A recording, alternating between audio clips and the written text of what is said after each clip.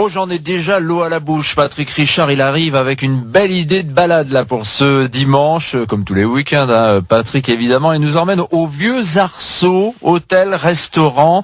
On est à Mercué. Alors très exactement, si je regarde bien la carte, à Farges. Et puis on est là avec des passionnés, si tu veux. On est dans de la restauration gastronomique parce qu'on a le label restaurant de qualité. Collège culinaire de France. Alors, Benoît Cour, c'est plutôt un taiseux. Hein. C'est pas vraiment un bavard, mais on sent que c'est un type passionné parce que il a fait son école d'abord dans les grands restaurants locaux, les Cèdres, il a travaillé donc à Granges-les-Beaumont du côté de Romans, il a travaillé aussi un peu chez Pic, et puis un jour son père l'a appelé, il lui a dit tu viens travailler avec moi, et donc il a commencé en 97 pour prendre les rênes en totalité en 2006. Histoire de famille donc. Histoire de père en fils mon gars. Et puis tu vois, il y a 10 salariés aujourd'hui qui travaillent dans l'entreprise. Alors ce qui est formidable, c'est qu'on est capable de faire du restaurant gastronomique. C'est le restaurant du casse-croûte des familles, tu sais, celui où on va faire les anniversaires de la mamie. La communion, c'est celui où on va se faire plaisir avec son épouse ou son compagnon en disant aujourd'hui on fait un bon casse-croûte. C'est le vrai restaurant gastronomique, celui que l'on aime. Mais en plus, parce que quand on a un restaurant comme ça dans un endroit un peu éloigné, il faut bien en convenir, il faut aussi travailler avec la région.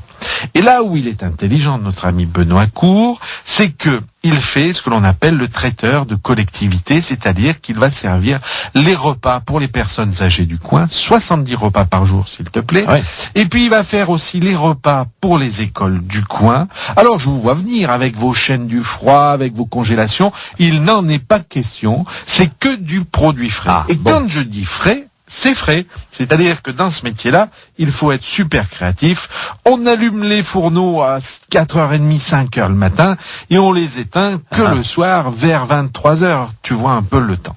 Alors, le restaurant gastronomique, c'est une salle panoramique, comme je vous le disais, un endroit où vous pouvez voir le Mont Ventoux.